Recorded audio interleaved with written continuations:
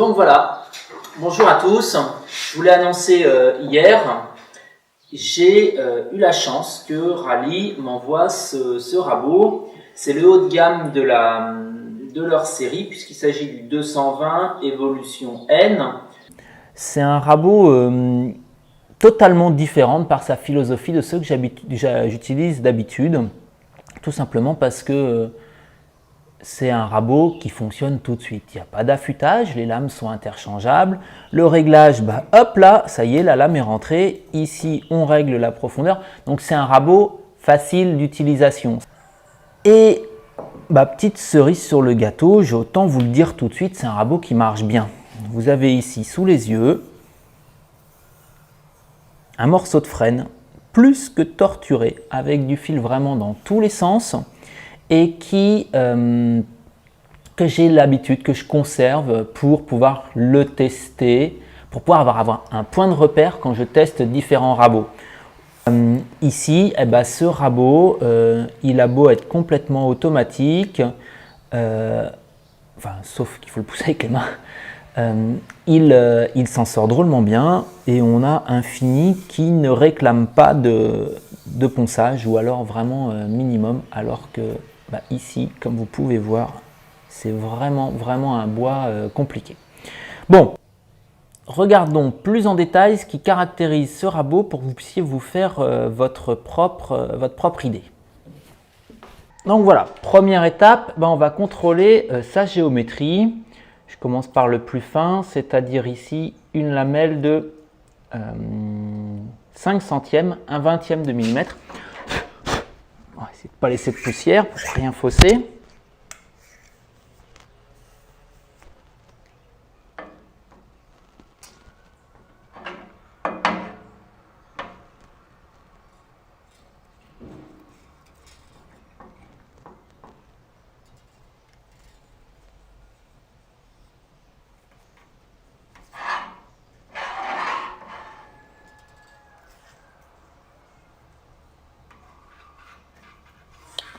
Bon, pour le moment, c'est pas bon. On va voir si ça peut s'arranger.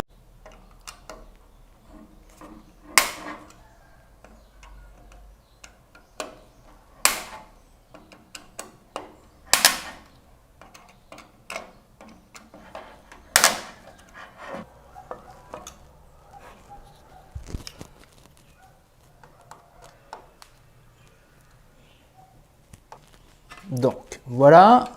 J'ai replaqué au montage la semelle la plus possible sur la table de dégo.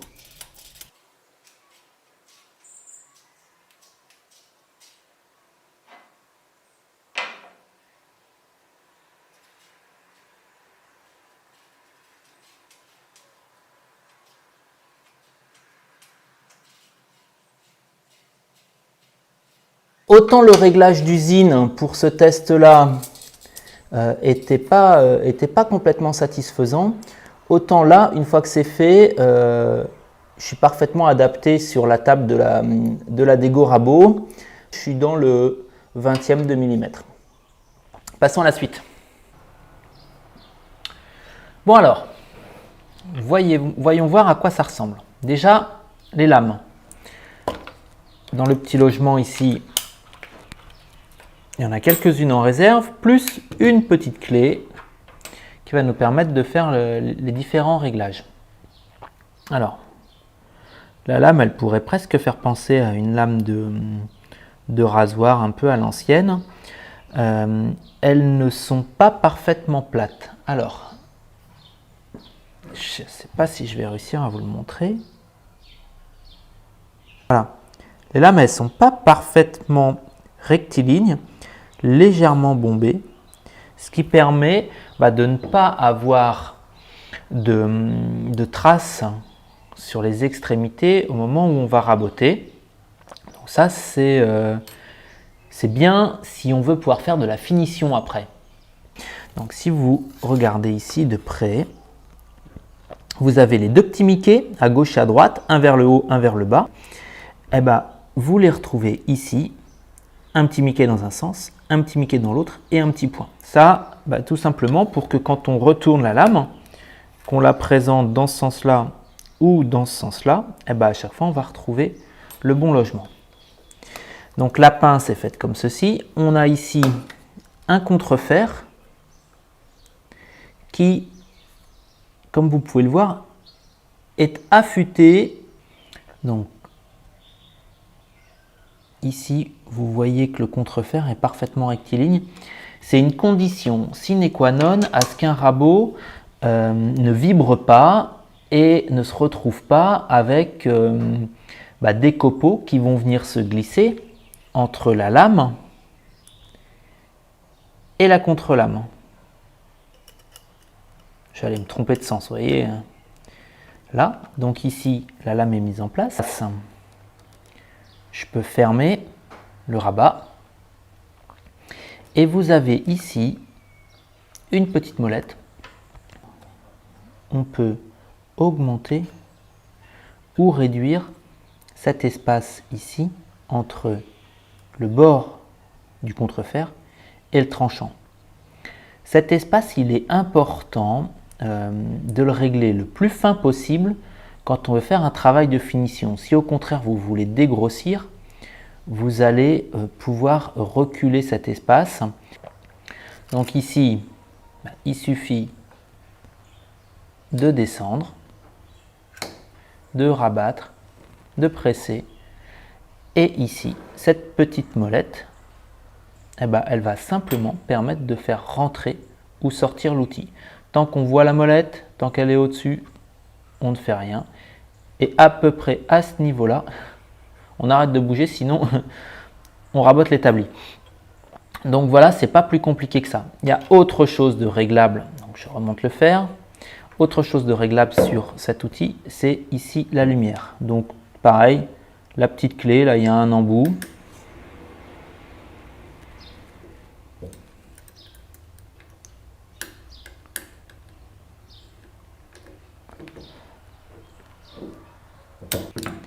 Alors, on va dévisser par l'autre côté.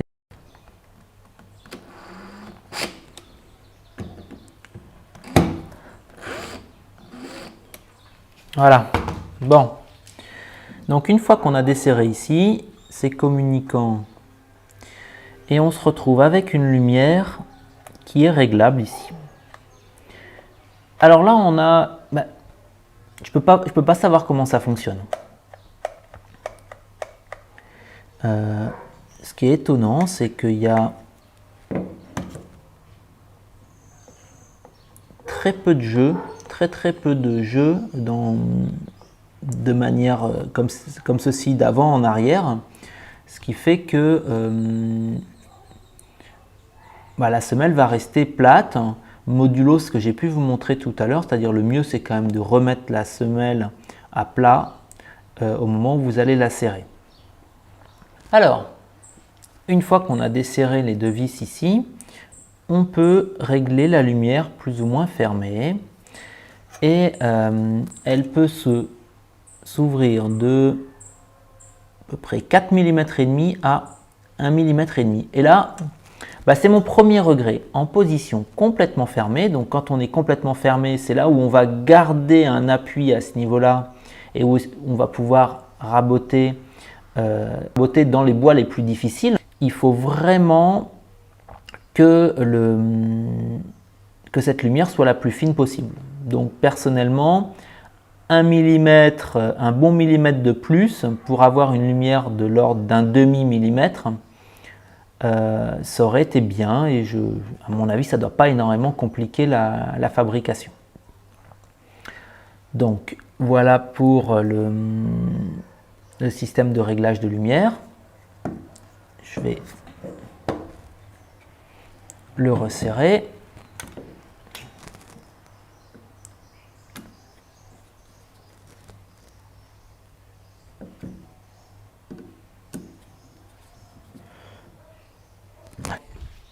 Donc, ici, j'ai une chute de sapelli, donc un bois exotique.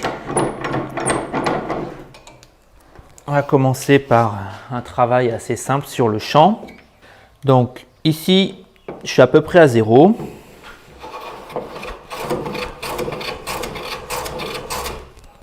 Donc, voilà pour l'épaisseur des copeaux.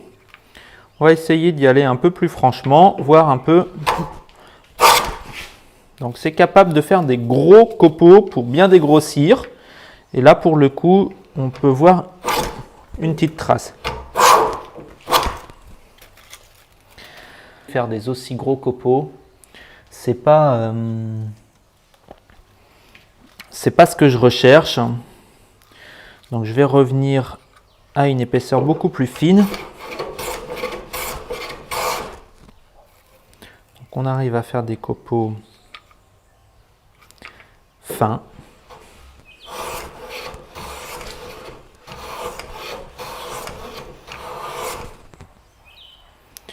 Voire même très fins.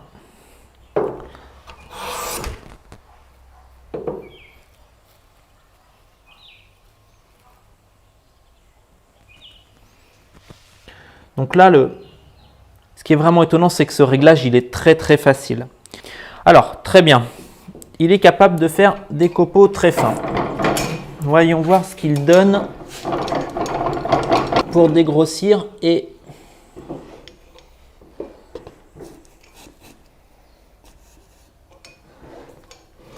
mettre à plat ici. Donc là, je vais pousser un peu plus la profondeur de passe et puis y aller de manière classique.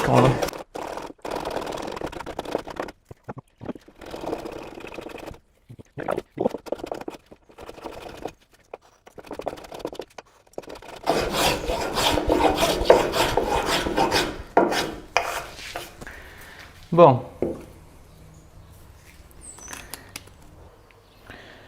Donc voilà pour le moment l'état de surface. On peut voir, étant donné que la lame est assez fortement sortie pour vite mettre la planche plate, que j'ai des petites irrégularités. Là, je vais rentrer la lame, la remonter.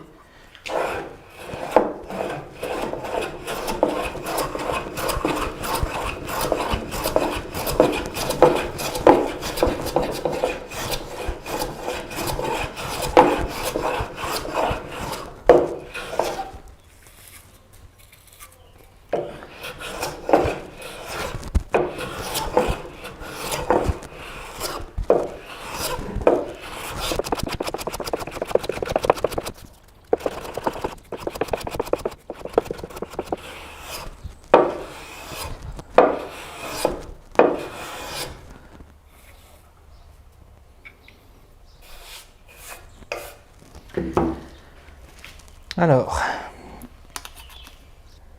donc voilà pour l'état de surface. Il n'y a rien à dire. Donc, conclusion, dans un bois qui est facile, il est capable de vraiment faire un super boulot. Il est temps de le mettre un peu, de le pousser un peu dans ses retranchements. Alors, j'avais commencé à raboter cette planche de chêne, mais je suis tombé en panne de batterie. Donc j'en étais là, à essayer de la rendre un peu plus plate.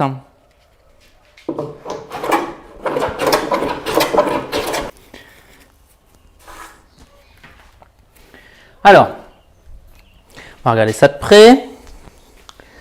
Donc, regardez l'endroit où j'ai raboté, hein, regardez pas là où j'ai laissé du gris. Donc ici, on n'a rien à dire. On a quelque chose, une surface bien lisse. Ici, en chipotant, vous pouvez voir. Alors, est-ce que je vais réussir à trouver un angle qui vous le montre? Donc là, à droite des nœuds, vous pouvez voir qu'il y a eu un petit peu d'arrachement. Bon, on est dans un endroit où le fil est un peu plus dur. C'est logique. Et je vous rappelle que j'ai ouvert à fond la lumière pour pouvoir aider à l'évacuation des copeaux. Ce qui n'est pas un réglage judicieux pour pouvoir faire de la finition. Mais globalement, regardez, on a un joli brillant là, alors que le bois est d'une qualité déplorable. J'ai ressorti le bois que je vous présentais au début de vidéo et on va le regarder d'un peu plus près et on va refaire un essai ensemble.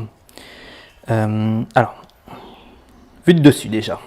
Il suffit de voir la beauté des dessins de ce bout de bois pour bien comprendre qu'il doit être vraiment torturé. Et regardez l'orientation des fibres sur la tranche. Donc je commence en légère descente, hop, là je suis dans un creux et ça remonte franchement, ici après.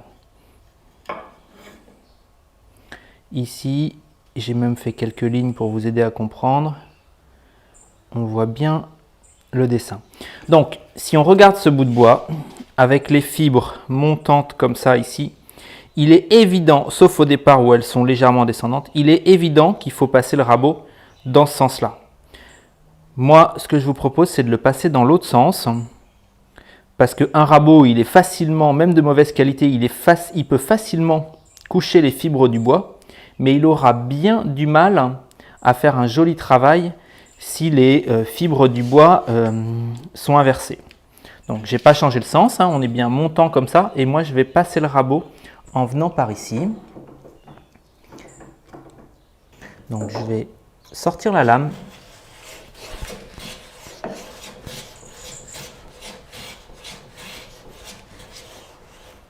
Là, j'accroche à peine. Je baisse un tout petit peu.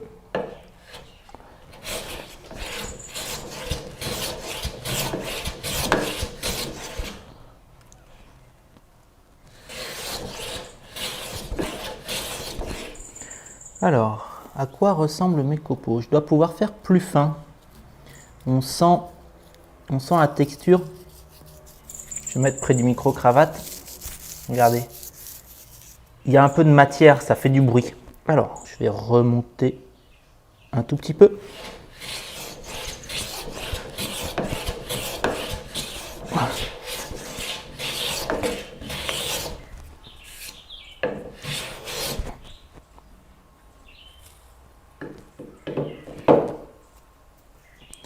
Donc regardez, on arrive à produire ce type de copeaux, donc il commence à avoir une belle transparence.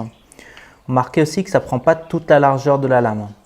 À cause du cintré du tranchant, sur les extrémités, j'ai pas de copeaux. Et je vais pouvoir, si je veux faire encore plus fin, mon copeau va encore être plus étroit. On a un état de surface. C'est compliqué de vous montrer le brillant d'un bois. Ici, là, regardez. Vraiment ici, j'ai pas d'arrachement. Bien sûr, là où les fibres sont couchées, vous pouvez noter que on a un joli brillant. Tandis que dans cette zone-là où j'ai relevé les fibres, j'ai certes pas d'arrachement, mais j'ai une surface qui est plus mate. Si je veux retrouver le même brillant,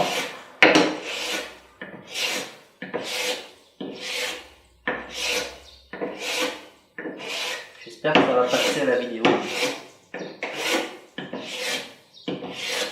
Voilà, se retourner en fonction de l'orientation des fibres.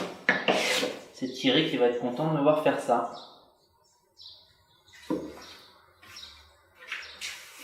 Voilà. Donc, comment est-ce que je vais vous résumer tout ça? Je pense qu'il faut commencer par là. On a un rabot qui est déroutant pour quelqu'un comme moi qui a l'habitude des rabots classiques.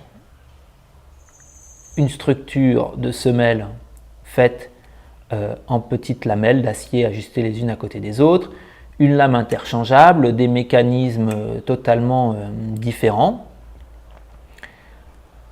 Donc, au départ, j'étais quand même sceptique.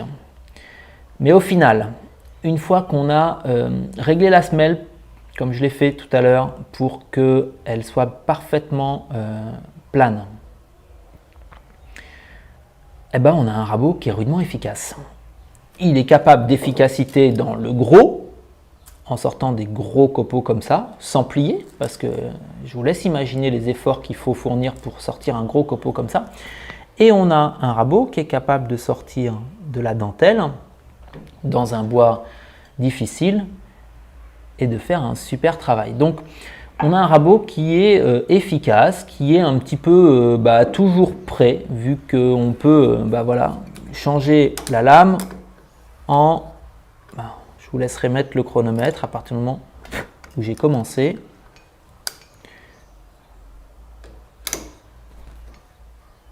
Voilà, il est prêt. Impressionnant. Ça, c'est vraiment impressionnant. J'ai envie de dire que c'est un rabot pour les pros qui ont besoin d'efficacité, d'un rabot toujours prêt sur un chantier en extérieur. Si malencontreusement ils touchent un petit caillou et qu'ils ont ébréché la lame, c'est pas grave, on la retourne ou on la change. Donc ça c'est un vrai plus. Je crois que je vais terminer là-dessus. Vous l'aurez compris. Une esthétique et une ergonomie différentes, mais un rabot qui fait bien son travail. Voilà, bon, une fois de plus, j'ai été bien bavard. J'espère vous avoir apporté quelques petites informations complémentaires à ce que vous auriez pu déjà trouver sur le net à propos de ces rabots Rallye. Et vous l'aurez compris, j'en suis plutôt content. Allez, bye bye.